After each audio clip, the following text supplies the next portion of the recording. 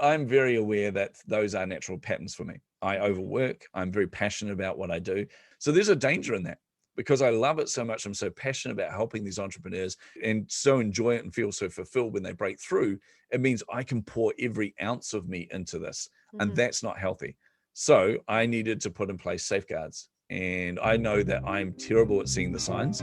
So I make sure other people can tell me the signs. Welcome to the Work Less, Play More podcast for busy entrepreneurs who are ready to ditch the hustle, stop burning out on busy work, and get back to having a life. My name is Lindsay Johnson, aka The Radical Connector, and I've spent the last 10 years teaching first-time entrepreneurs how to get customers and make money. Listen in as I chat with other hustle-recovering business owners as we share our top tips for, you guessed it, working less and playing more. Let's do this. Hello, friends. Today we are talking with the amazing Vince Warnock. Vince is an award-winning business and marketing strategist. He's a coach, author, and host of the Chasing the Insights podcast. And you guessed it, you can also find me over there where we have a brilliant conversation. Previously the CMO, that's Chief Marketing Officer at Cigna, and an ex-radio announcer with over 20 years in marketing, Vince has been recognized by his peers with numerous awards, including being named a Fearless 50, a program run by Adobe to recognize the top 50 marketers in the world. Vince is one of my favorite people because he is not afraid to both keep it silly, keep it authentic, and get deep when it is needed. And oh boy, do we get deep in today's podcast. Vince shares with us exactly what happened to him when he was pushing himself way too hard for the name of success and growth, and what happens when you don't listen to your body. He also talks about the importance of having family and people around you who can see you when you're about to run off that cliff as a busy entrepreneur and be able to hold space for you and support you in, taking a break, feeding yourself, sleeping. Vince shares how he used to see that as a weakness and how that's really turned around into a strength of being able to ask for and receive support from those who care about you. And then we also touch on, hey friends, money isn't everything, and why it is so much more important to go after fulfillment and satisfaction and relationships, not just the dollar bill in your business. And then of course, we get a little nerdy because it's Vince and me. How can we not get nerdy? All right, friends, are you ready to dig in? Let's do this thing. Welcome, Vince. How are you doing? Oh my goodness, Lindsay. I'm very happy because I'm here talking to you, which is always a good thing. I feel like I've been on 2 of your podcasts now.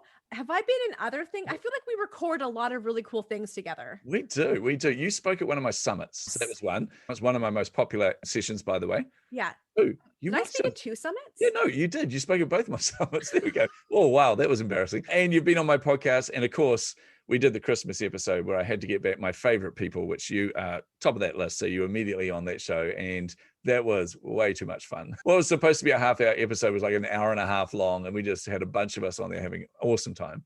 And there was someone that came and sang a Christmas carol as well. A common license one where you basically could get away with putting it on there without getting my podcast episode removed from a takedown notice. That was amazing. She had a beautiful voice. I was so happy with that. I remember leaving that podcast just feeling all the warm and fuzzies. Yeah. There was a few moments there. I think there's some shared tears in amongst the group. Yeah. There was lots of laughter and it was just awesome. It had been an interesting year and for a lot of people. And I think being surrounded by others who know what you've been through, who've been through similar themselves, but also it's just one of the most supportive. And this is the thing I love about my podcast, my community. I only connect with the coolest people like yourself, Lindsay. As soon as you and I met, we're like, oh, that's it. Whether we planned it or not, we're now best friends. Yeah. Done. This happened. What's that clip from that movie, The Step Brothers? Did we just become best friends? Yes. It was totally that. Like, it really was. I'm just like, Lindsay is one of the coolest people I've ever met. This is awesome. I'm right back at you. Like, I love, not only do we get to do the recordings together or come to each other for advice or support, like business wise, but just our voice memos back and forth, or just the silly laughs or talking about like MCU or Loki or whatever. Like, yep. And some of the random weird topics we go off on, and some of the, honestly, I think I've had some of my most philosophical discussions with you as well. And I'm like, how did we get there? We started by talking about Star Wars or Marvel or something. And now we're talking about life and gender politics and equality and all sorts of stuff. And it's just honestly have the most amount of fun. It is wonderful. Right. I'm so glad you and I connected. Oh my gosh. Well, and at this point, I've totally forgotten we're recording a podcast. I'm just gushing, just spreading love. Do you know what? For anybody listening, and this is why we have the Work Less, Play More podcast. This is why my philosophy is work less, play more, is because if we're not playing, especially in our businesses, especially with our business besties, what are we doing? Oh yeah, 100%. Yeah, exactly. What are you doing with your life? Come on, people, think about this for a moment. What are you doing with your life? What is Although to be fair, I've had so many of those, what the hell am I doing with my life moments? They're being all the different transitions through my career. You want to share one with us now? Okay. All right. Oh man. January 20, actually go back to mid 2019. So I was chief marketing officer at Cigna. I'd gone through selling one of my previous companies, which was a crazy emotional journey, but awesome as well.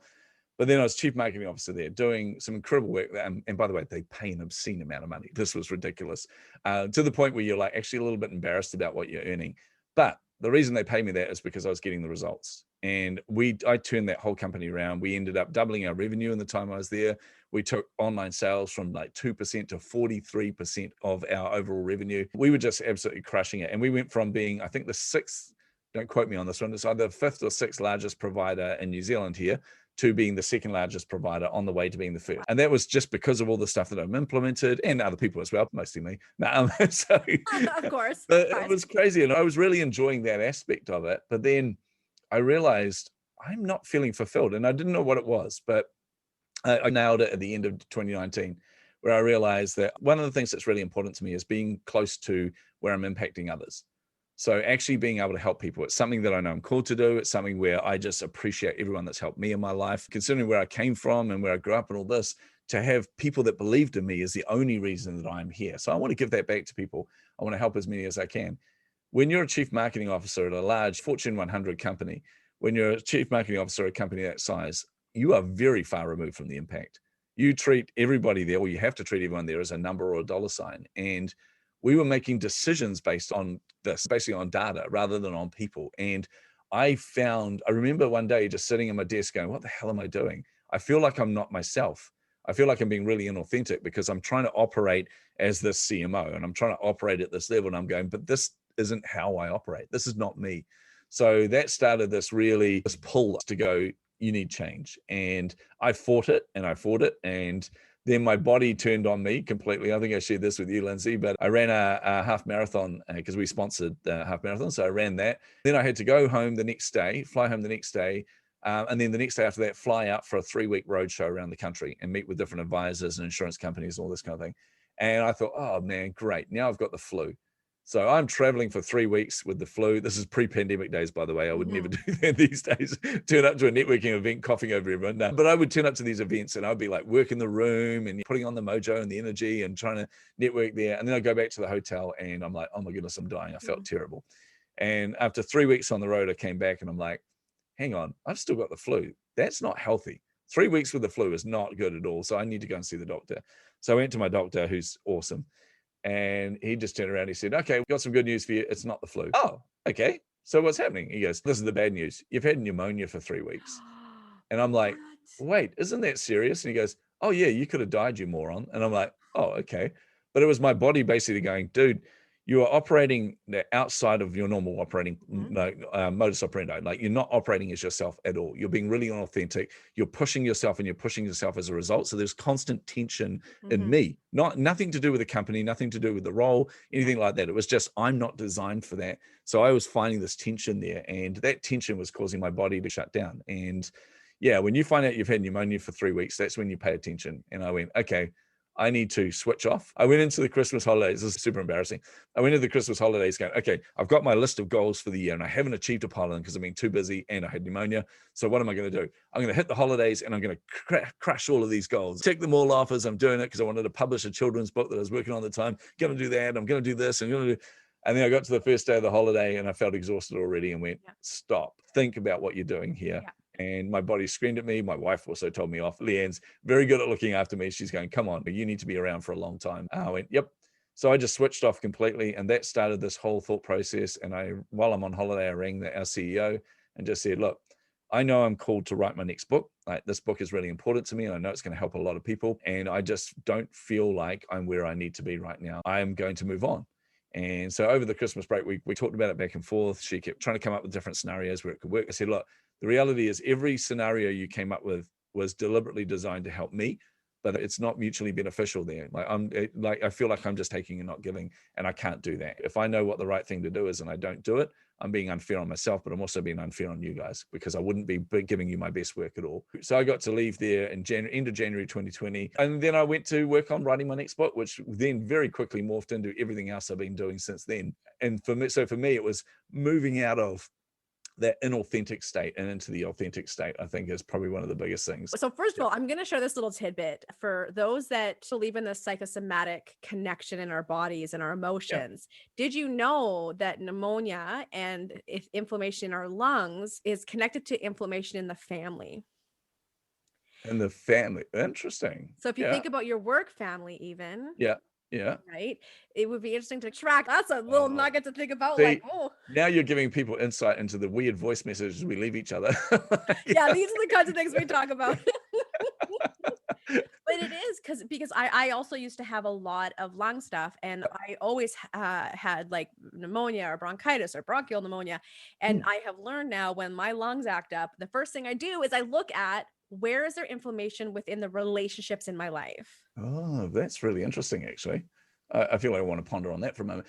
I'm a firm believer, and we've talked about this before, but I'm a firm believer, and there is just a connection. Like, your body is way more intelligent than you give it credit for. And your body is always sending you signals about what you should be doing. And the problem with me is I really suck at knowing those signals and reading my body language. So my body ends up going, okay, he's not getting the hint. Now we're going to scream at him. And that's when everything shuts down and you're like, oh, okay, I should have done this a year ago or months ago. And what's so funny is another podcast guest, Sarah Taylor, we talked about the same thing. She's a personal trainer and hustle, work, go. And her body, she was not listening. And her body was like, screw you then. Yeah. And so this is a really common thing, I think, that entrepreneurs experience, is this concept of something that you said, and I wrote down, that your duty and loyalty and responsibility was to your work, not to your own health. Yeah.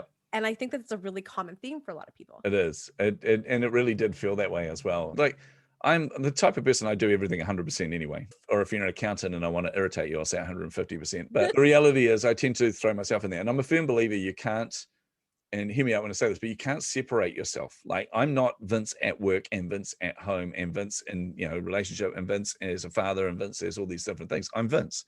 And you can't separate all that because it is all interconnected. So if I'm having stress at work, I'm going to end up having stress at home.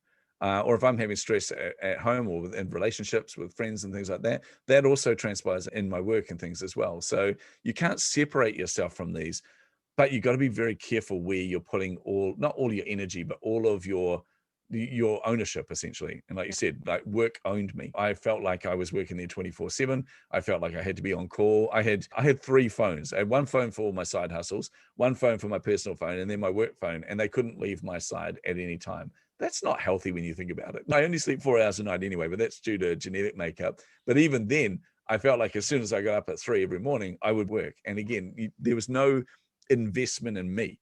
There was no me going, okay, I need to make sure I'm investing in my family and myself and all these other aspects of me as well. So yeah, it becomes a tension point very quickly. So what would you do differently? I say what would you do differently is always a difficult question for me, because I look at the previous company I had prior to joining Cigna. So that was Common Ledger. It was a high growth tech startup. And that was one of the most stressful times of my life, like, because we went through, you're in the trenches essentially with these people, and tensions run a little high. This happened. We were doing a trip to Australia in Sydney to meet with some clients, and there was a big event on there that was a huge kind of lead pool for us. But the thing is, though, it was just high pressure. We were running to all these runways. We raised $1 million worth of seed funding. We're going through another $1 million A round, I think it was. And our runway was running out, but we needed to sign all these big clients. So we were getting the traction, but it just wasn't quite in the right areas. And it was just before we had a major breakthrough. So all of this tension was causing lots of problems with our health, with our relationships with each other, all these kind of things. Then we got the breakthrough we needed. And then that was the enlightening moment where I'm like, what the hell am I doing here? I'm never seeing my family. Like, all of our clients were offshore, so I was traveling all the time. I need to make a change. So again, I'm not very good at reading signals. It actually took my son, who was 12 at the time. He sat me down. He goes, hey, can we have a chat? And I said, yeah, sure. And he goes, Dad, I know you're building a really good business, but I think we need to spend more time together. And as a father, when you hear that, 2 things happen. Number one, immense sense of pride where you go, we've built the kind of relationship where we can be really open with each other. And the family, they know they can be really emotionally honest with me. And that's awesome. That's what I wanted to create. But then the other half of me is just going, ouch, like, how did I not see this? So I made a point of it. I just said, actually, that's a really good point. Hold that thought. Grabbed my phone, went to ring my co-founders. I saw my son roll his eyes like, oh, Dad's on the phone again. So I rang my co-founders. I said, hey guys, just letting you know, I'm back from the trip, just spending some time with the family, but I'm done. I'm out. I'll stay on. I was the majority shareholder. I'll stay on as a shareholder, but you're going to have to hire someone to replace me because I need to spend more time with the family. And at that point, I think I learned a whole pile of new swear words because they were all screaming them down the phone at me. So anyway, we'll talk Monday. Bye. Hung up the phone.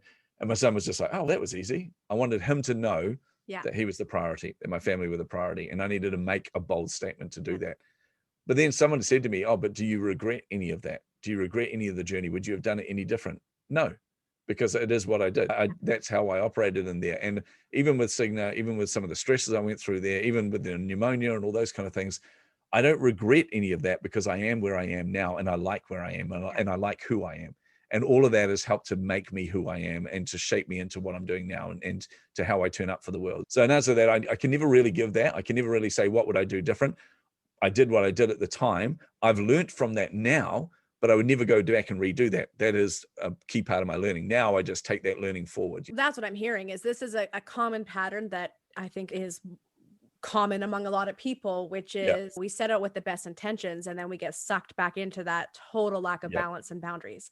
Yeah, totally. We have that wake up call to what's important, whether it's family or health or whatever. But I do think that it can be a slippery slope for people to fall back into that until we, I don't know, have a shift or set up structures or boundaries. So how do you stop yourself from slipping back into that lack of balance? This is one I can answer easily. I'm very aware that those are natural patterns for me. I overwork. I'm very passionate about what I do. Now, that becomes doubly so with what I'm doing now, because this stage of my life with the work that I'm doing, and we were talking before the recording just about how much we love our work and how much we love all the people that we serve and the amount of happy tears we've shed with all of them and things. It's just been one of the most fulfilling things I've ever done. So there's a danger in that.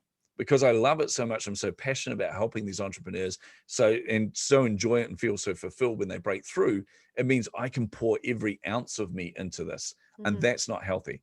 So I needed to put in place safeguards, and I know that I'm terrible at seeing the signs, so I make sure other people can tell me the signs. So Leanne, obviously, we've been married. We just celebrated our 26th wedding anniversary. She is really good at calling me on that, and the amount of times I will come out of the office in the evening or something like that, and she'll go, And I go, uh-oh. And she goes, question for you. And the moment she says that, you have to pay attention. And I said, yes. And she goes, are you overdoing it at the moment? And I go, okay, let me analyze that. You can never just answer that flippantly. You actually have to stop and pause and ask yourself that question. And the amount of times where she's called me on that and I've gone, actually, yeah, I am. Thank you. Or even the worst one was I had a VA that was just, let me down so majorly. Just before the last summit, it was actually the last summit they were hired to help me with. So I had to do everything for that summit. I couldn't replace them in time. Everything was behind schedule. I'm like, this is not ideal. So I just worked through the night, did all this stuff. And I had to do it for that moment. So did that. And then off the back of that, I hit the wall really hard. And I didn't even realize I got off a 10-hour straight recording session. So my podcast recordings, summit recordings, other people's summits, other people's podcasts, just nonstop sessions. Came off the end of that and realized I was losing my voice. I'm like, that's not good. Yeah, you remember. Yep. Yeah, my voice is my moneymaker. I've got to look after this. I talk for a living, basically. So I was like, okay, this is not healthy. And I thought it was just that I'd overdone it. But actually my body was reacting and I was exhausted. And the next morning, and this is what made me realize I am married to the most awesome woman in the world, bar none. I'm sorry, everyone, not even close. I get up every morning. So I came in here and I was sorry, I'll just check a couple of things and I go and I write my plan for the day and all this kind of thing. And I turned around and Leanna got up. She doesn't usually get up till around 6, but she got up at 3 and she goes, come with me. And I'm like, uh-oh. Came into the living room and she put a pillow on the couch and a blanket and gave me the remote and goes, here's Disney Plus, watch your Marvel stuff, watch your Star Wars stuff. You're not moving from that couch all day. I'm waiting on you hand and foot. You are going to get better. Yeah. And it's embarrassing as an adult, but also as an entrepreneur to get to the stage where people need to do that and a bit of tough love for you. But also it is really just encouraging and really awesome. Yeah. So it was just It was amazing. I had to give myself permission to do nothing. So Yes. I caught up on every movie I wanted to watch. I fell asleep. I don't normally sleep, so I slept most of the day on and off. It was incredible. And she also cooked me the most amazing lunch. Oh, it was delicious. You're just making every overworked, busy, stressed out, burnt out entrepreneur so jealous right now. Yeah, exactly. But the other thing I did do, which everyone can do, which was actually hire an accountability coach. So this is not somebody who's there to go, are you working on the right stuff for your business or anything? It was somebody who's going, are you actually prioritizing what's important? Yeah. And they check in with me once a week. And what they've discovered is, and this through getting to know me and things, they realize that one of my happy places is writing, right? Because I'm writing 3 books at the moment and another children's book. And this is just something I do for pleasure, something I really enjoy, which means at the end of the week, if I haven't written anything, that's because that is the first thing I usually deprioritize if I'm overdoing it. So they've learned that and gone, right. So we get to the end of the week and I know they're going to ask me, how much writing have you done? I'm like, whoops. And then they go, okay, so based on how severe it is, they will actually call Leanne and the two of them will gang up on me and make sure I look after myself. So it's awesome to make sure you've got a support network, essentially is what it is. Having people that you can call on when you are hitting the wall is vitally important. So the amount of times I think you and I have connected where I'm going, Lindsay, help. Oh, Lindsay, I'm just hitting the wall. I think one time I was super tired and I had to get this copy done. And I'm just like, man, my brain not engaged. No, English not good now. Help. And just sitting down, having a session with Lindsay and just being able to talk to somebody who understands what you're going through, who goes through similar, who understands this whole world. And non-entrepreneurs never understand how weird it is being an entrepreneur. They don't understand. They go, wait, but one day you're really happy and the next you're really sad. And you're like, yeah, it's a roller coaster. They go, but you sign up for this? Yeah, it's amazing. But the sad days are really bad. I went, I know, but it's still amazing. So get yourself somebody you can call on when you're hitting the wall. I think that is vitally important. Like you use the phrase tough love with Leanne, and I don't think that's tough love. I think that's love. And you talked about the ego or the feeling bad or feeling embarrassed. And I just think, no, you know what you need. And you set yourself up for success by surrounding yourself with people who can give you that kind of support. And to me, that's so empowering and responsible. Oh, now I feel better. We put way too much pressure on ourselves sometimes. Yes. And not just pressure in our business, but pressure to be like other people. But we're not other people. Half the time, and I do it as well, like we all do it. I'll look at other entrepreneurs and go, oh man, I wish I was doing what they're doing, or I wish I had that kind of result. And a little bit of jealousy even creeps in every now and then. I'm like, oh, that green-eyed monster is nasty. Like, I do not like it. But the reality is, first of all, it's your perception of them. It's never the truth anyway. Once you get to know those people that you're looking at so jealously and so enviously, when you're looking at them, half the time it's your own perception of them anyway. You don't see all of the turmoil that goes on behind the scenes. You don't see that they're as much of a hot mess as you are. You don't see all the areas that they feel like are falling apart. You just see the gloss and the veneer. So you measure yourself based on that. But the other thing is, you're not them. And actually, oh my goodness. Okay, this is, I think you and I have spoken about this before, really important. And this is just complete sidetrack, but it made me remember, if you're an entrepreneur, if any of these people are coming to you going, I have this program, and you need to do every step of this program to succeed. And you need to use my scripts and my templates, and you need to use this wording exactly, and you need to phrase it in this way and do it this way. And if you do all of this exactly as I do, you'll have the success I have. Run away from them because they're full of crap, because you're not them, they're not you. Yeah. And you need to, and this is exactly what we need to do as entrepreneurs. We need to find out who we are and be ourselves. You got to be authentic to yourself. I've got to know that I suck at self-care. I suck at looking after myself. So surround yourself with people that can help you with it. Yeah. Or in my case, buy yourself a lightsaber that you can play with outside when you're stressed. Yeah. That too. I feel like we need a picture of that. We need some sort of picture that we can put on a thumbnail. Okay. I will totally get a picture of this. I feel like running to go and get it now. In the world of Zoom, okay, I know everyone's listening to this as a podcast, but I know Lindsay can see me. And the thing is, with Zoom world right now, I'm wearing a nice sports coat. It's really cold, so I've got a jersey on underneath the sports coat, but I'm wearing track pants underneath that because I had to race out and drop Leanne off at work. So it's one of those moments where there ain't no way I'm standing up right now. We'll get later. And for those listening, you know that we always do a podcast. We pull a piece of some of the wisdom that Vince shares, and we're gonna go and we're gonna make not a podcast, a YouTube video on it. And I just wrote it down. I know exactly what I want to do our YouTube video on, and hopefully you will bless us with a bit of a lightsaber action in that YouTube. Oh no. We'll give you time to put on proper pants. Yes, we're on. Or embrace the pandemic life. You know what? let's embrace the pandemic life. We're going to do it. We're going to do it. I'm going to do it in my track pants. As long as you're wearing pants. Yeah. Oh yeah. No, definitely. I did do a no pants day post. I did a live video in my group one day talking about vulnerability, and it just happened to be International No Pants Day. So yeah, I got up and grabbed a whiskey from the cabinet behind me in my boxer shorts. It was very respectable, but still super embarrassing. I'm like, was it intentional or was that? It's intentional. Yes. This is why I wear pants, because I don't, even if they're yoga pants, I do not trust myself to not forget. And in my office, I often will have the window open until the outside traffic is too loud and I want to go close the window. And so I'll be in a group session or something and be like, hang on, and pop over to close the window. And if I'm not wearing pants, everyone's getting mooned. I'm the type of person that would accidentally moon everybody. That's the problem, is I forget, like I'll just get up and go, oh, I'll show you this, go and grab it on the shelf and then come back and have to apologize to everyone profusely. So for those that can't see, but will see when you go watch our YouTube snippet, Vince, like me, is a super nerd.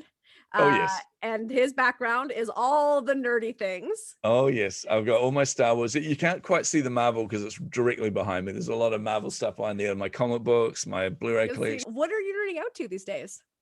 Oh, what am I nerding out to? Okay, other than the fact that right now is the greatest time to be a nerd ever, just with the amount of Marvel and Star Wars stuff that we've got everywhere. So I'm totally nerding out to all that, especially Loki. Oh, but no spoilers.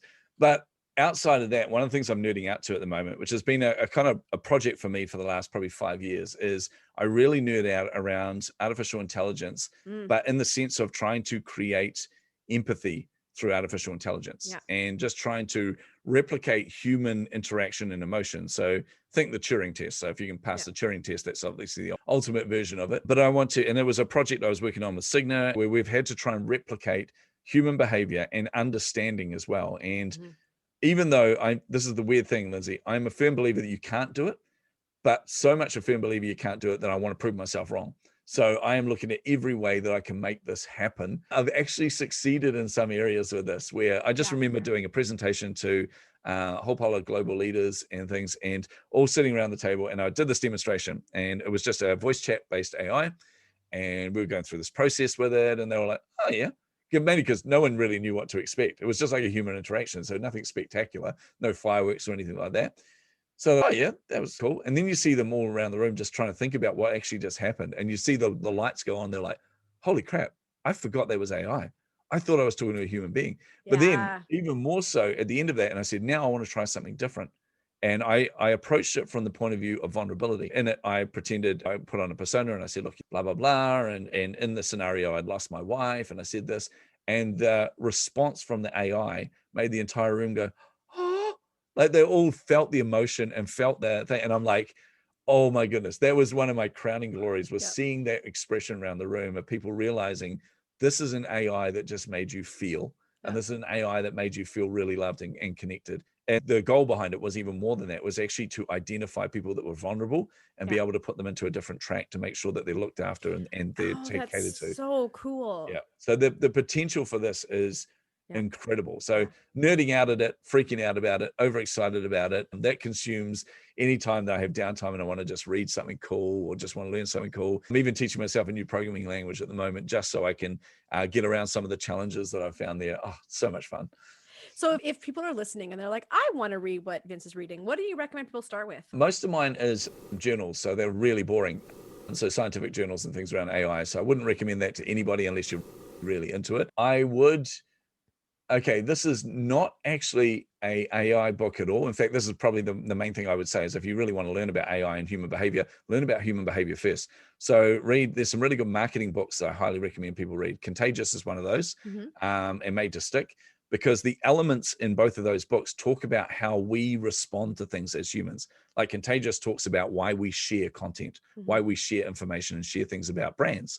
And in doing that, they bring to life a number of different aspects of social currency, like FOMO aspects and things like that as well. But in that, you start to understand how the human brain works. You understand the difference between arousal emotions and non-arousal emotions, but it's the emotions that will cause you to act and the emotions that will cause you to pause. So I highly recommend those two books to everybody. And of course, my own book, but not because it's related to this at all, just because I like plugging my own book. Plug it. Chasing the insights. There you go. Chasing the Insights by Vince Warnock. I'm going to include all of those in the show notes. But Chasing the Insights is a great book, is a good book. And I know you've actually read it. Like a and lot I've of people that tell me it's a actually great book, I always question if they've actually read it, but I know that you've read it. And it has made me laugh. And we've got that signature Vince self-deprecating sense of humor throughout it. It's amazing. Yeah, I love it. And you gave me one of the ultimate compliments, because one of the goals when I wrote the book was I wanted to write a book that I would like to read, first of all. So it had to be constructed in a way that I would like to read it. So it had to have the framework, it had to have the mindset behind it, and then something practical. So that was the idea. But the ultimate compliment for me was when you said to me, it felt like you were in the room talking to me. And I'm like, yes, that is what I wanted to achieve. I want it to be in my voice. I want it to be me. Oh, I love that. That is the ultimate goal, I think, of every entrepreneur, copywriter, or someone who's trying to connect with their audience is. Well, it should be, definitely. Yeah. Your copy speaks for you when you're not in the room. Like your copy is you when you're not in the room. I like that, which is even more important on why don't use other people's copy. Don't try and copy other people's copy. See what I did there? Don't try and be someone else. Yeah, because you got to remember that the reason people engage with you, the reason that people buy from you, the reason they will even want to give you the time of day is because of you. It's not necessarily because of what your offer is, although that's going to help them, but they engage with you because they know you, they like you, and they trust you. And they can't do that if they don't see you, if they're seeing somebody else through what you're trying to put out there. So can I ask you like a boring business question? I'll go for it. Yeah. So I know that you right now are running your group program for people who want to rock their marketing skills. Yeah. And what do you think is the biggest barrier to being able to speak in their own voice, or the biggest aha when they finally crack the code to speaking in their own voice? Oh my goodness. Okay. The biggest barrier is self-doubt. It really is. Imposter syndrome, self-doubt, however you want to word it. And one of the things, it's been one of the most interesting insights for me for the group program, because there's a number of different things I wanted to take them through. I take them through my framework, which basically outlines like understand their customers, understand themselves. But one of the core elements in there is I really wanted to bring to life their story, who they are, not just their pitch or the elevator pitch, but actually why they do what they do. What is the passion behind that? So I've got this system I created called the Beats method. And I thought, I know this can be challenging for people. We're going to put it out there. It was such a visceral reaction from the entire group where everybody really struggled to work through the Beats method, not because of complexity, but because it was quite confronting for a lot of them when they realize why they do, what the motivations, we take them through all the beats of their story. Then we work out the atomic beats, and then we work out the epiphany beat, which is the transition point. And this creates a bit of a hero's journey for them. But through all of this, some of it is really confronting. And the amount of self-doubt and imposter syndrome that crept into everybody when they're going through this was amazing. But on the other side of that, I genuinely, one of my clients completely pivoted her entire business based on this. So working through her story with her, it came to her attention that actually what she was passionate about wasn't the business that she was building. What she was passionate about was helping people that had gone through what she had been through. And to see, honestly, it was like a whole new person. It was like she was reborn again or something. Like she had just awakened into this. And the passion that she has now to help these other people is just so contagious. I honestly think there's no way she can fail, because she's truly passionate about it and she is going the extra mile for it. I think that to me is you step into a new kind of, I can't even think about how to word it without getting too flaky and weird, but it's like a new universe, essentially. You've stepped in this new universe where you now know who you are, and that provides the freedom. And this kind of comes back to it, because I know you talk a lot, Lindsay, about the whole concept of, I was going to say work more, play less, but work less, play more. But the reality is, like, because I think about that I knew I was coming on your show. It was like, okay, work less, play more. You immediately think that means, okay, that means I work less hours and I get more time to play with my lightsaber or spend time with the family or whatever you enjoy. I probably should have put the family first there, not lightsaber. Whoops. But really, there's a whole different aspect to that, which is when you find what you're really called to, when you find the thing that makes you fulfilled, when you step into that understanding yourself, then you are working less because you enjoy what you do so much more. And this is exactly what I've seen with a number of the people that are going through the program at the moment, is seeing them step into that whole new version of themselves has been really inspiring. It's actually really inspiring to me. The amount of, honestly, I was telling you the amount of shared tears that we've had through the program, and we've only been going, by the way, just over a month. So it's a 3-month program, but honestly, the breakthroughs they've had already has just been phenomenal. And we do a celebration call at the end of the week. So Saturday for me, Friday for them, because I'm in the future, by the way, in New Zealand, just boasting for a moment. I'm a time traveler. But we do this call, we all jump on Zoom and we talk about the week and what the highlights for the week were, what we learned throughout the week. And the amount of times we've just had shared tears throughout the whole thing. It's just, it's the best thing I've ever done. I don't know why I didn't start sooner. Yeah. I'm like, uh-oh, why didn't you start sooner? But we already know why, I think. But do you have an answer for that? Yeah, I couldn't. And what I mean by that is I think everything has its time. Yeah. And I think the exact process I went through with Cigna is exactly what I needed to. I don't, like I said, I don't have any regrets for anything I've ever done in that sense. So everything I went through was for a reason. Yeah. I got to where I am now for a reason. And if I had started earlier, I wouldn't have the same motivations I have now. I wouldn't have the same experience, etc. So that's why. Exactly. And for those listening, you cannot force evolution. You cannot force growth and what's going to happen in the future, even though Vince is in the future. Yeah, I was going to say, I've seen far too many horror movies where the moment you start talking about forcing evolution, oh my goodness, monsters are created. Don't do that, people. Don't do that. What is the Jurassic Park line? You were so busy trying to figure out if you could, you never stopped to ask if you should. Yes. Yep. Yeah. But in all seriousness, you talked earlier about the pressure we put on ourselves and the pressure we feel to be where we're not. And then to force things that they're not ready yet. And to just chill, just take it one step at a time. Because even where you are now and the magic you're creating with your community and your marketing students, 5 years from now, that'll look totally different again. Right? Oh yeah, definitely. Based on what you're doing now. 5 weeks from now, it's going to look totally different. Oh gosh, yeah. Ever evolving journey. Yeah. Let's talk about this for just a moment as we bring it home here. This concept of work less, play more. What does that mean to you? Work less, play more. It means fulfillment. Mm-hmm. It really does. It means actually doing something where you feel fulfilled. And like I said to you, it's not just about working less hours on your business and having more time to sit around watching Netflix or do whatever you're into. Mm-hmm. It is more around actually enjoying what you're doing, like feeling like you're fulfilled. So for me, if I look at the Cigna, for example, there was no way I felt like I was working less and playing more. Yeah. I felt like it was work all the time. Yeah. But the moment I stepped away from that into what I'm called to do now and into working with the people I do now, I don't feel like I'm working most of the time. One of my favorite things is jumping on calls with my clients and actually having conversations with them and sharing some laughs and sharing some tears and all these kind of things. That to me is play. It's about being able to choose that and not feel like I have to work hard on my business. I have to slog. I've got to hustle. Mm-hmm. I've got to work through the night. Having the freedom to actually be able to shape it the way you want to and to have that balance. I think that's really important. Yeah. Fulfillment. Yep. Choosing who you work with and how you work.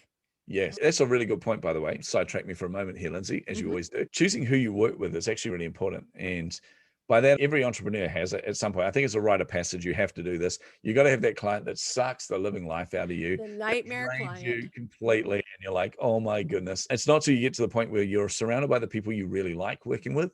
And genuinely, every single person that's in my program, I would call a really good friend. And I would go the extra mile for all of them because they're the right people to be working with me.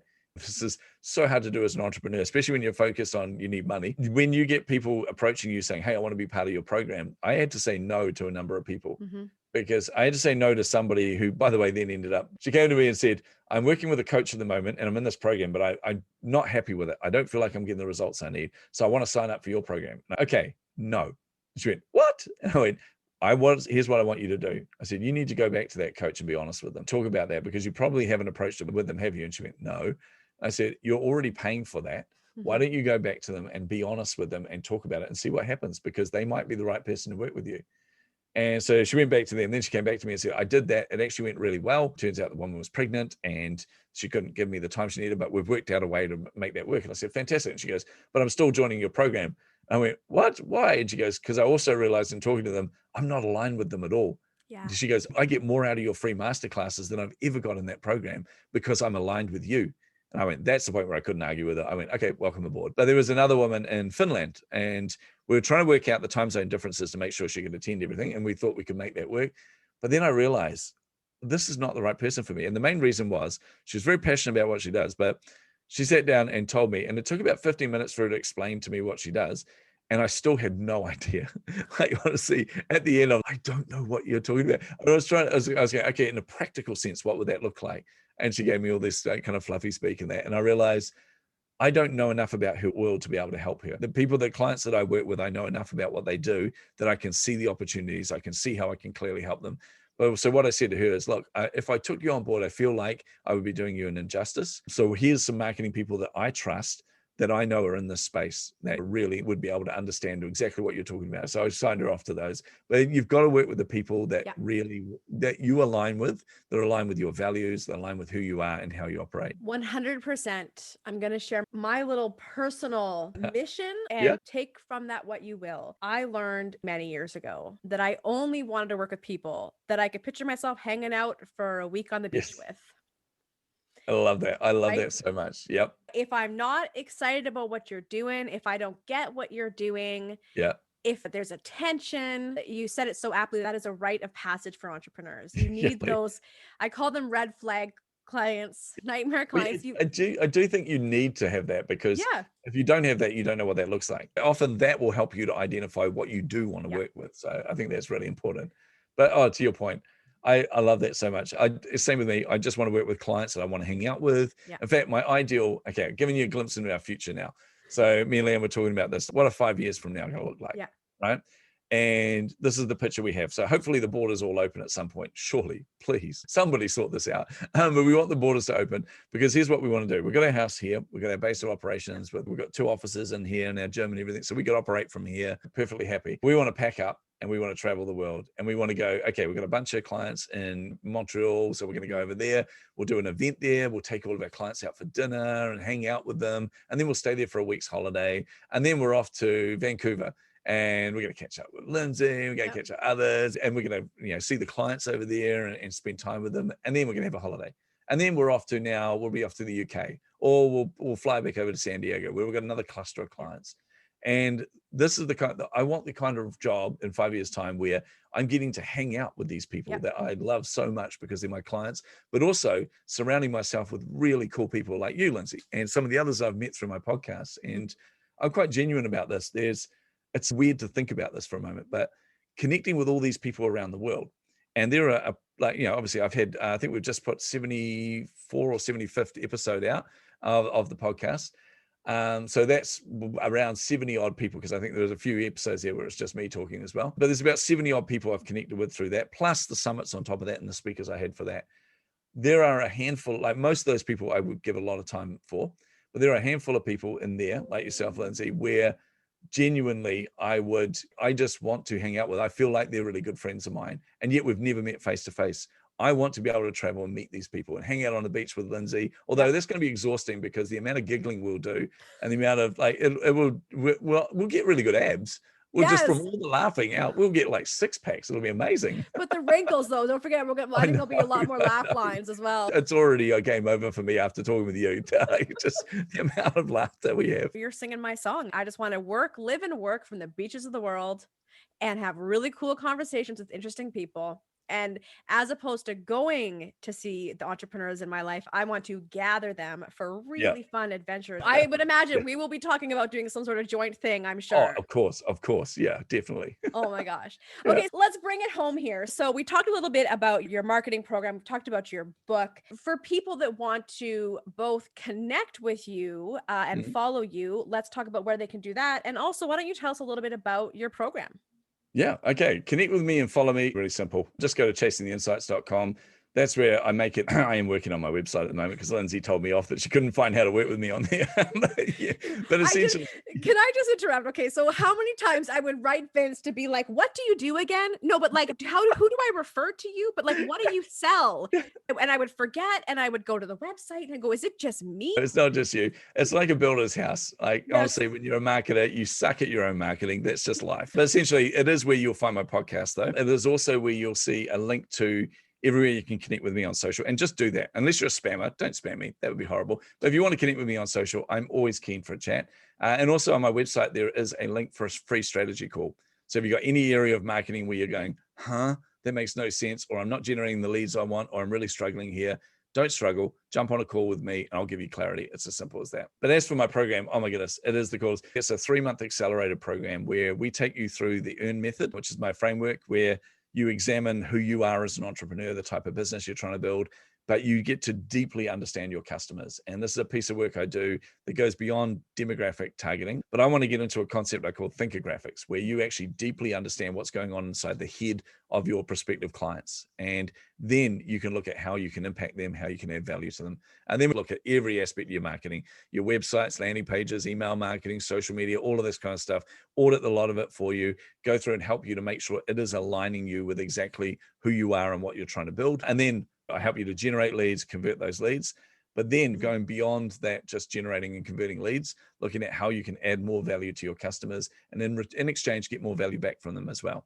Yeah. So it's always impact led and value led rather than dollar led. But through that, I've seen companies double and triple their income based off that for part of the framework alone. And then positioning you as a thought leader, which I think everybody deserves to be. Yeah.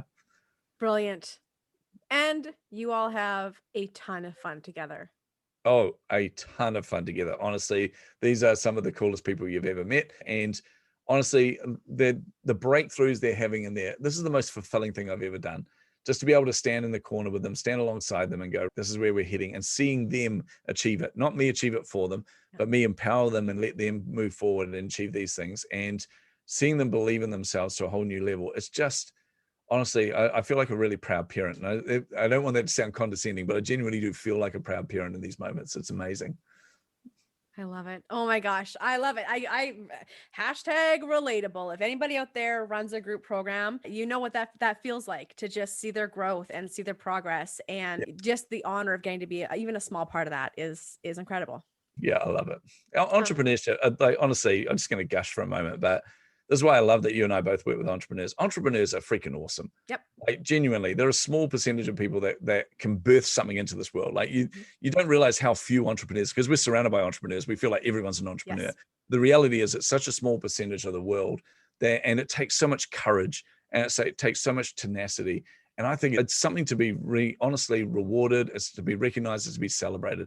It is the backbone of our economy, of our society. Small businesses and entrepreneurs are just next level. And the fact that we sign up for this, we sign up for basically this weird roller coaster ride that causes us so much anxiety and pain and fulfillment and wonder and excitement. And it is a real roller coaster, but also it is the best thing ever. And something that I want to add on to that too, is that the personal growth that an entrepreneur undertakes literally makes the world a better place. It genuinely does. I really think it does. I think if more people, because there's certain elements to make you a good entrepreneur. To succeed in entrepreneurship, you need to actually have empathy, right? Mm-hmm. Forget these bro-marketed people that are out there. True entrepreneurs, true small business owners and things genuinely have to care about their customers and have to show empathy. We need so much more of that in this world. Like, honestly, if we could get more entrepreneurs, true entrepreneurs out there, I think everyone would look at each other different. They would look at the world different. Oh, yeah, there we go. Global peace. Everyone be an entrepreneur. solve all the world's problems. But it's the empathy, it's the compassion, it's the relating. Compassion, that's the word I was looking for. Yes, compassion, changing the world, all these things. This has been awesome, Vince. Thank you so much for hanging out with me today. Do you have any parting words of wisdom for our listeners? Yeah, parting wisdom for all of you is just get super curious, hyper curious. Remember what it was like when you were a kid. Every question out of your mouth was why. We get that beaten out of us by life, where we feel like if we ask questions, if we get curious about things, people will judge us, or they'll think that we're dumb or we don't know what we're talking about. Be dumb. Seriously, be dumb. Be the dumbest person in the room. It is awesome. Just get out there and ask questions, understand people, understand each other. The world would be just such a better place. Brilliant. That was brilliant. Thank you so much. We will talk to you real soon. Yes. Thank you so much for joining me today. If you want to learn more about joining my community for new entrepreneurs and influencers who want to ditch the busy work and discover how to work less and play more all the way to 6 figures and beyond, please visit theradicalconnector.com. Check out today's show notes for all the juicy resources we covered. If you loved what you've heard, subscribe and leave a review. Happy connecting. I will see you online.